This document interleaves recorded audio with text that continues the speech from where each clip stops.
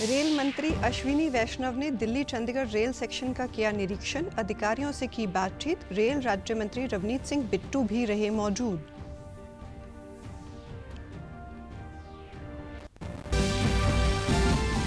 पंजाब दौरे पर आए केंद्रीय कृषि मंत्री शिवराज सिंह चौहान ने कहा, मनरेगा में गड़बड़ियों की मिल रही शिकायत की जांच के लिए केंद्र भेजेगा टीम। गड़बड़ियों की लगातार मिल रही हैं शिकायतें।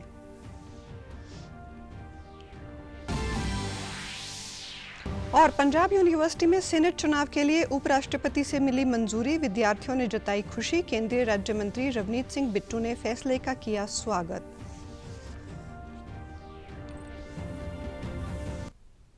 नमस्कार, चंडीगढ़ से आपका स्वागत है। मैं हूं शैली तनेजा। अब समाचार विस्तार से। रेल मंत्री अश्विनी वैष्णव ने रेल राज्य मंत्री रवनीत सिंह बिट्टू के साथ नई दिल्ली से चंडीगढ़ तक विंडो ट्रेलिंग निरीक्षण किया। निरीक्षण के दौरान उन्होंने ट्रैक मेंटेनर, PWI और सिग्नल विभाग से जुड़े स्टाफ के साथ बातचीत की। इस दौरान स्टाफ ने फील्ड में काम करने के अपने अनुभव साझा किए और signal relay point, turnout, crossing आदि के रखरखाव संबंधी जानकारी मंत्री को दी। ट्रैक रखरखाव करने वाले स्टाफ ने जमीनी स्तर पर आने वाली चुनौतियों से भी मंत्री को अवगत करवाया। अश्विनी वैष्णव ने वैश्विक स्तर पर अपनाई जा रही सिग्नल व ट्रैक प्रबंधन की आधुनिक तकनीकों के बारे में अपने अनुभव साझा किए और स्टाफ को बेहतर कार्य पद्धतियां अपनाने के लिए प्रेरित भी किया। इसके बाद हरियाणा पहुंचे केंद्रीय मंत्री अश्विनी वैष्णव ने मुख्यमंत्री नायब सिंह सैनी के साथ आत्मनिर्भर भारत संकल्प अभियान के तहत रेल संपर्क कार्यक्रम की शुरुआत की। आज उन्होंने चंडीगढ़ रेलवे स्टेशन पर यात्रियों से संपर्क किया और उन्हें पत्र दिया।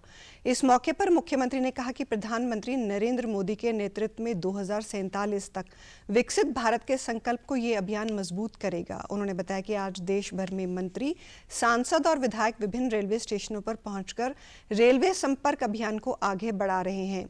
मुख्यमंत्री सैनी ने कहा कि पिछले 10 वर्षों में सड़क और रेल कनेक्टिविटी में अभूतपूर्व कार्य हुआ है।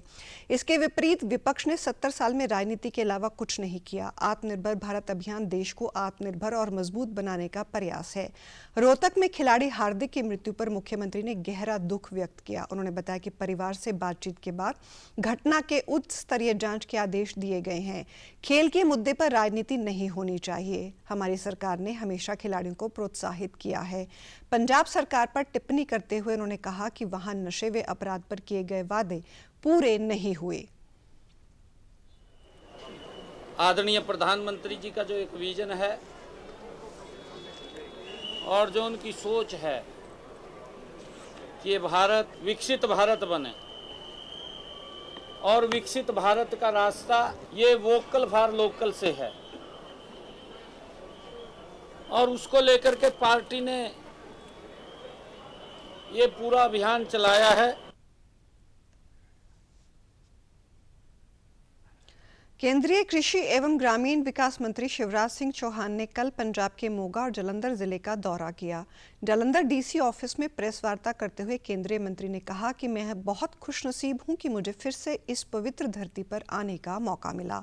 उन्होंने खेती बाड़ी और ग्रामीण विकास विभाग के कामकाजों का जायजा लिया। शिवराज सिंह ने कहा कि ये प्रेरणा का केंद्र है जिसे पूरे देश में एक रोल मॉडल के रूप में पेश किया जाएगा। उन्होंने कहा कि इस साल पंजाब में पराली जलाने की घटनाओं में 83% की कमी आई है। इसके बाद केंद्रीय मंत्री ने जालंधर के एक गांव में मनरेगा मजदूरों से बातचीत कर उनकी समस्याएं सुनी। उन्होंने कहा कि केंद्र सरकार ने मनरेगा के अधीन पंजाब सरकार को 6,000 करोड़ रुपए से ज्यादा की राशि जारी की है। कई मजदूरों को काम मांगने के बावजूद काम नहीं दिया जा रहा। उन्होंने कहा कि मैंने प्रदेश सरकार को इस मामले की गंभीरता से जांच करने और दोषियों के खिलाफ सख्त कार्रवाई करने को भी कहा है। केंद्रीय टीम भी पंजाब सरकार आकर इस मामले की जांच करेगी ताकि पैसा गलत हाथों में ना जाए। केंद्रीय कृषि मंत्री ने कहा कि मैं पंजाब में आई बाढ़ के दौरान यहां के प्रभावित क्षेत्रों का दौरा करके गया था और वादा किया था कि केंद्र सरकार की ओर से प्रधानमंत्री आवास योजना के तहत नए घर बनाने के लिए प्रदेश सरकार को फंड आवंटित किया जाएगा। शिवराज सिंह चौहान ने कहा कि प्रदेश सरकार ने नए मकान बनाने के लिए केंद्र को 36,000 मकान की सूची भेजी थी, जिसमें से अभी तक 30,000 नए मकानों के लिए राशि जारी की जा चुकी है। इसके अलावा उन्होंने कहा कि केंद्र सरकार की ओर से पंजाब के गरीब और जरूरतमंद लोगों के कच्चे घरों को पक्का बनाने के लिए सूची मांगी गई थी, जिसमें से अभी तक 1 लाख में से 76,000 लोगों की सूची आई है। हमने प्रदेश सरकार से कहा कि बाकी लंबित रहती सूची भी 1 महीने के अंदर केंद्र को भेजी जाए। केंद्रीय मंत्री ने कहा कि केंद्र ने पंजाब के बाढ़ प्रभावित क्षेत्र में नुकसान की भरपाई के लिए अब तक 480 करोड़ रुपए जारी कर दिए हैं। पंजाब सरकार की ओर से जो रिपोर्ट नुकसान की भरपाई के लिए भेजी जाएगी, उसके लिए भी जल्द राशि जारी कर दी जाएगी। केंद्र सरकार के पास पंजाब में फंड के लिए कोई कमी नहीं है। केंद्रीय मंत्री ने जालंधर में आलू उत्पादक किसानों से भी बातचीत की।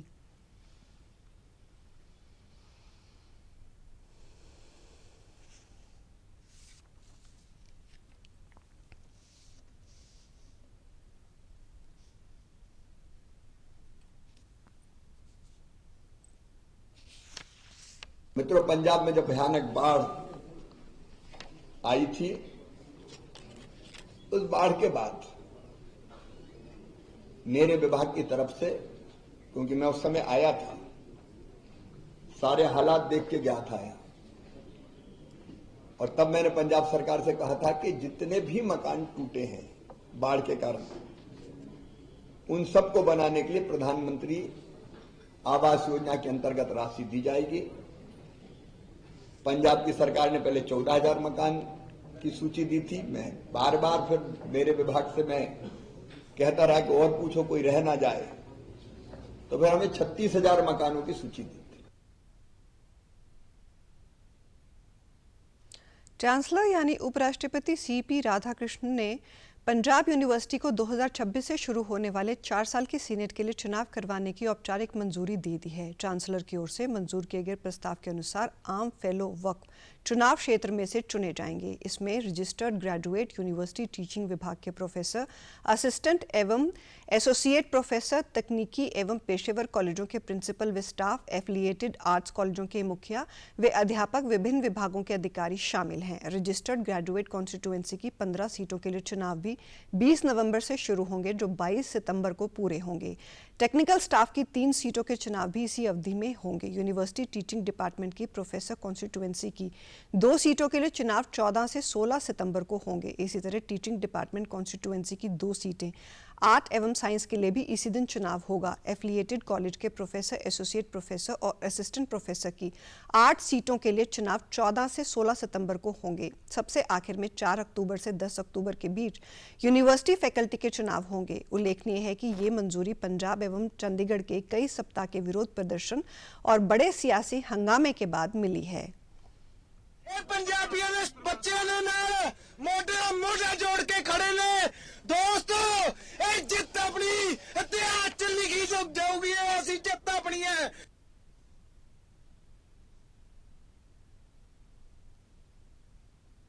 केंद्रीय रेल राज्य मंत्री रवनीत सिंह बिट्टू ने पंजाब यूनिवर्सिटी में सीनेट चुनाव की मंजूरी देने के लिए उपराष्ट्रपति सीपी राधाकृष्णन द्वारा किए गए ऐतिहासिक एवं अहम फैसले का स्वागत किया है। सोशल मीडिया पोस्ट में राज्य मंत्री ने केंद्रीय गृह मंत्री अमित शाह और केंद्रीय शिक्षा मंत्री धर्मेंद्र प्रधान का भी धन्यवाद किया।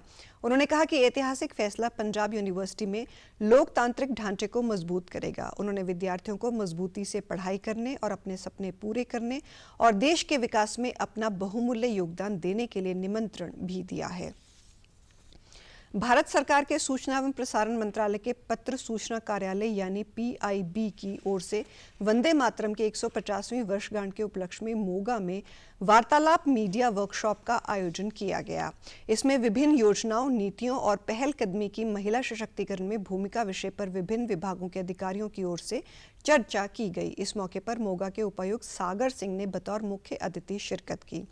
कार्यक्रम की शुरुआत वंदे मातरम के सामूहिक गायन के साथ की गई। मीडिया एवं संचार अधिकारी डॉक्टर विक्रम सिंह ने वर्कशॉप में पहुंचे सभी मेहमानों का स्वागत किया। डॉक्टर विक्रम सिंह ने भारत सरकार के सूचना एवं प्रसारण मंत्रालय की विभिन्न यूनिटों की भूमिका के बारे में जानकारी देते हुए बताया कि PIB मंत्रालय का प्रमुख हिस्सा है। उन्होंने कहा कि सरकार की नीतियों, कार्यक्रम, योजनाओं और पहलों को प्रभावी ढंग से लोगों तक पहुंचाने के लिए PIB और मीडिया के बीच तालमेल बढ़ाना बेहद जरूरी है। इसी उद्देश्य से इस वर्कशॉप का आयोजन किया गया है।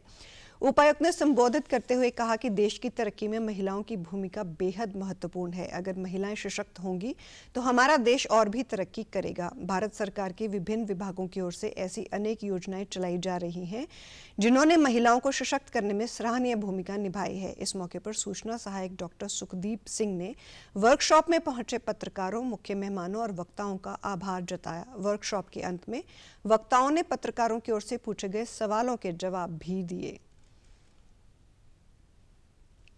ਤੁਹਾਨੂੰ ਕੇਂਦਰ ਸਰਕਾਰ, ਪੰਜਾਬ ਸਰਕਾਰ ਸਾਰਿਆਂ ਦੀ ਜੋ ਵੀ ਉਹਨਾਂ ਦੀਆਂ ਸਕੀਮਾਂ ਨੇ, ਜੋ ਵੀ ਉਹਨਾਂ ਦੇ ਦਿਸ਼ਾ ਨਿਰਦੇਸ਼ ਨੇ, ਉਹ ਲਾਸਟ ਬੰਦੇ ਤੱਕ ਪਹੁੰਚਾਉਣ ਦੇ ਲਈ ਤੁਹਾਡਾ ਲੋਕਲ ਮੀਡੀਆ ਦਾ ਬਹੁਤ ਵੱਡਾ ਰੋਲ ਹੈ।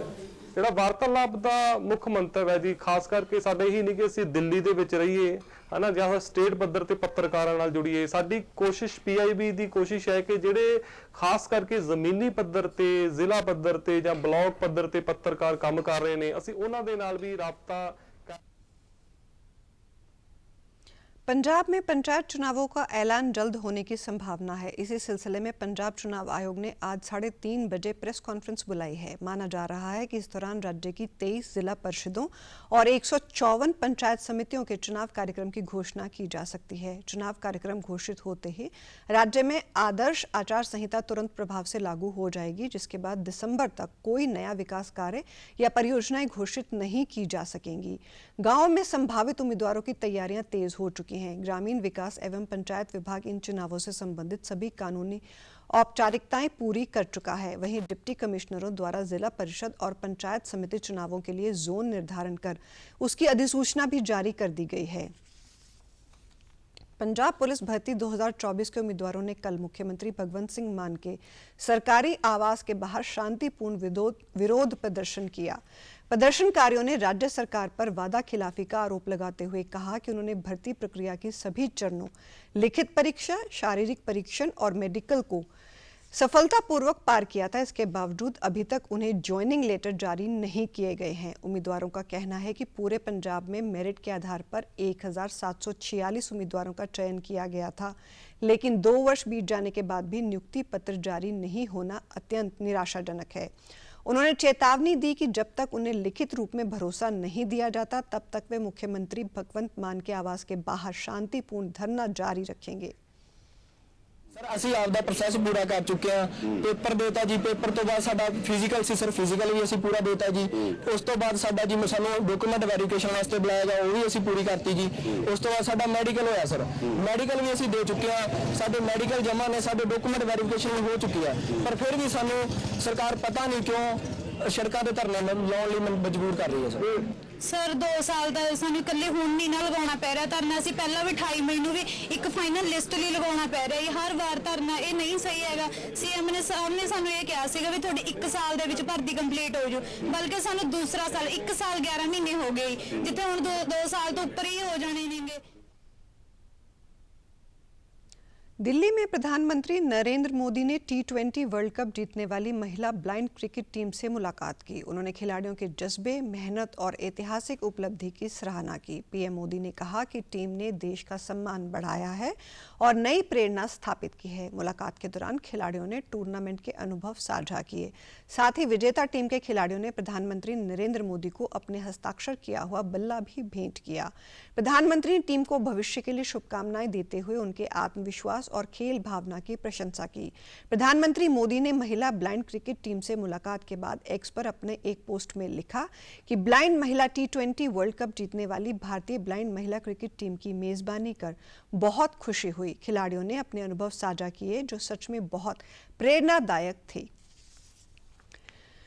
महिला प्रीमियर लीग 2026 के शेड्यूल का ऐलान हो गया है। दिल्ली में हो रही मेगा ऑक्शन से ठीक पहले कल फैंस को इसकी जानकारी दी गई। भारतीय क्रिकेट कंट्रोल बोर्ड यानी BCCI ने बताया कि यह टूर्नामेंट इस बार 2 शहरों नवी मुंबई और वडोदरा में खेला जाएगा। महिला प्रीमियर लीग का आगाज 9 जनवरी से होगा, वहीं फाइनल मैच 5 फरवरी को खेला जाएगा। पहला मैच नवी मुंबई के DY पाटिल स्टेडियम में होगा और इस बार खिताबी जंग वडोदरा के BCA स्टेडियम में होगी। हरियाणा के खेल मंत्री गौरव गौतम ने कल शाम अपने सरकारी निवास पर पत्रकारों से बातचीत करते हुए बताया कि उन्होंने हार्दिक राठी के गांव में पहुंचकर उसके परिवार से मुलाकात की और पीड़ित परिजनों के प्रति गहरी संवेदना जताई। उन्होंने कहा कि सरकार इस मुश्किल घड़ी में परिवार के साथ खड़ी है। वो सरकार से जो भी मदद चाहेंगे वो उसे पूरा करेंगे। उन्होंने बताया कि हादसे की जांच के आदेश दे दिए गए हैं, दोषियों के खिलाफ कड़ी कार्रवाई की जाएगी। उन्होंने खिलाड़ी हार्दिक राठी की मौत को एक दुर्भाग्यपूर्ण घटना बताते हुए कहा कि वो एक होनहार युवा था, उसमें देश का नाम रोशन करने की ललक थी।